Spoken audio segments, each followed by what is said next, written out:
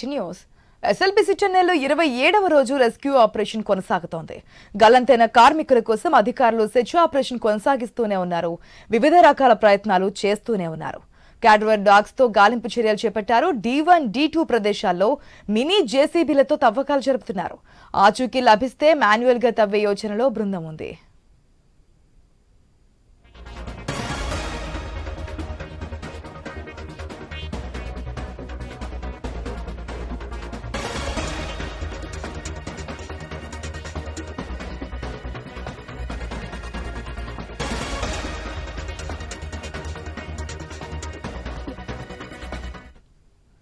SLBC టన్నెల్లో 27వ రోజు కూడా rescue operation అయితే కొనసాగుతోంది.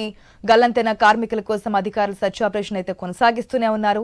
అనేక రకాల ప్రయత్నాలు చేస్తూనే ఉన్నారు. క్యాడవర్ డాగ్స్ తో గాలింపు చర్యలు చేపట్టారు. D1, D2 ప్రదేశాల్లో మినీ జేసీబీలతో తవ్వకాలు జరుపుతున్నారు. మనకి 16వ రోజు ఒక్క మృతదేహం లభించింది. ఆ తర్వాత ఎన్ని ప్రయత్నాలు చేసినా, ఎన్ని రెస్క్యూ బృందాలు, రోబోలు ఎన్ని శతవిధాలా ప్రయత్నిస్తున్నప్పటికీ కూడా మిగిలిన 7గురి ఆచూకీ అయితే లభించడం లేదు. 27వ రోజు అయితే కొనసాగుతుంది రెస్క్యూ ఆపరేషన్.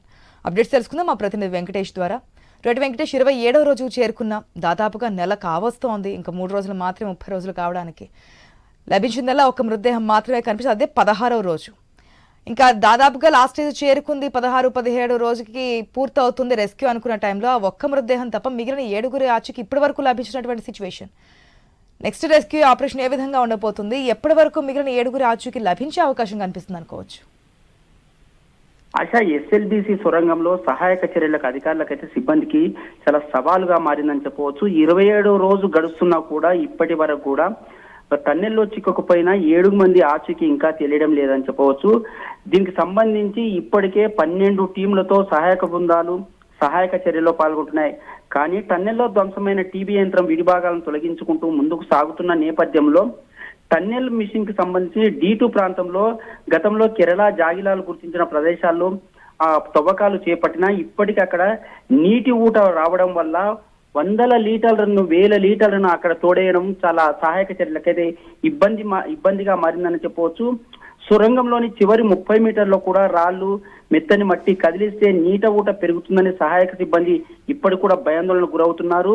దీంతో పాటు వాటర్ జెట్లతో బురద, మట్టి తొలగిస్తున్నా కూడా సహాయక బృందాలు అయితే దాని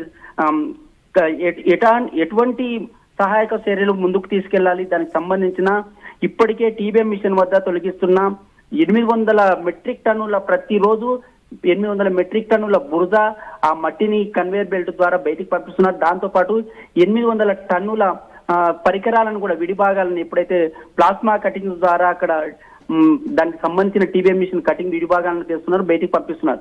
కానీ ఇప్పటికి కూడా సొరంగంలో సహాయ చర్యలకైతే భయాందోళనకే గురవుతున్నారు అని చెప్పవచ్చు. ఇప్పటికీ D1 ప్రాంతంలో తవ్వకాలు పూర్తి కావచ్చినా ఎక్కడ కూడా మానవ అవశేషాలు లభించలేదు. మట్టి తొలగించి డీవాటరింగ్ ప్రక్రియను చేస్తున్నా కూడా లోకో ట్రైన్ ముందుకెళ్లేందుకు మార్గం సుగమం అవుతుంది తప్పించి దాన్ని బురదను, ఇతర మట్టిని బయటికి పంపించే ఏర్పాట్లు చేస్తున్నారు. కానీ ఎక్కడ కూడా గల్లంతైన 7 మంది మృతదేహాలు కానీ వారి అవశేషాలు కానీ వారి జాడైతే కనిపించడం లేదని చెప్పవచ్చు. ఇప్పటికే సహాయక చర్యల్లో అధికారులు, దానికి సంబంధించిన disaster management chief Arvind Kumar కూడా 27 రోజులుగా అక్కడే ఉన్నారు. జిల్లా కలెక్టర్ బాదావ సంతోష్, దానికి సంబంధించిన ఎస్పీ గైక్వాడ్ కూడా సంఘటనా స్థలంలోనే పర్యవేక్షిస్తున్నారు.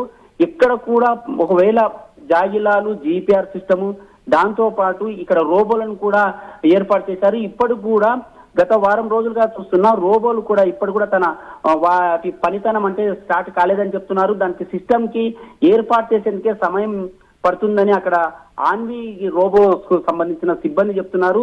ఈ నేపథ్యంలో గత 27 రోజులుగా ఇప్పటి వరకు సహాయక చర్యలు కొనసాగుతూనే ఉన్నా 16వ రోజు గురుప్రీత్ సింగ్ మృతదేహం లభించిన తర్వాత 16వ రోజును ఇప్పుడు చూసుకుంటే 11 రోజులు గడుస్తుంది. 11 రోజులకు కూడా ఎలాంటి అవశేషాలు దొరకపోవడం సహాయక చర్యలకైతే చాలా సవాలుగా మారిందని చెప్పవచ్చు. దీనికి సంబంధించి ఈ రోబోలు ఇన్స్టాలేషన్ పూర్తి చేసిన తర్వాతనే వాటి నుంచి వచ్చే సమాచారం ఏదైనా ఉంటే వాటిని ముందుకెళ్లే అవకాశం ఉంటుందని ఆ సహాయ బృందాలు కూడా భావిస్తున్నాయి. ఈ తరుణంలో వారికి సొరంగంలో బురద, మట్టి అయితే తవ్విన కొద్దీ 1000 టన్నుల వస్తూనే ఉంది, ఊట నీరు పెరుగుతూనే ఉంది. ఊట నీరు పెరగడం వల్ల పైన ఏదైనా సిమెంట్ సెక్యూరిటీ సంబంధించిన వేసారా బిల్లులు కూడా పడిపోయే అవకాశం ఉందని కూడా సిబ్బంది భయపడుతున్నారు. ఈ నేపథ్యంలో 20 రోజులుగా కొనసాగుతున్న ఈ రెస్క్యూ సహాయక చర్యలు అయితే కొనసాగుతూనే ఉన్నాయని చెప్పవచ్చు. కానీ మరో ఎన్ని రోజులు పడుతుందో అనే అంశం పైన కూడా అధికారులు చర్చలు సాగిస్తున్నారు. భిన్న అభిప్రాయాలు కూడా వ్యక్తమవుతున్నాయి. 12 బృందాలకు సంబంధించిన డిజాస్టర్ కు సంబంధించిన అక్కడ NDRF, SDRF, rat holes minus, దీనికి సింగరేణి, ఇలా 12 బృందాలు కూడా ఒక్కొక్కరి అభిప్రాయం తీసుకొని ముందుకు సాగుతున్నారు. ఏది ఏమైనప్పటికీ ఇది ఇంకెన్ని రోజులు సాగుతుందనే సందిగ్ధం అయితే నెలకొందని చెప్పవచ్చు ఆశ.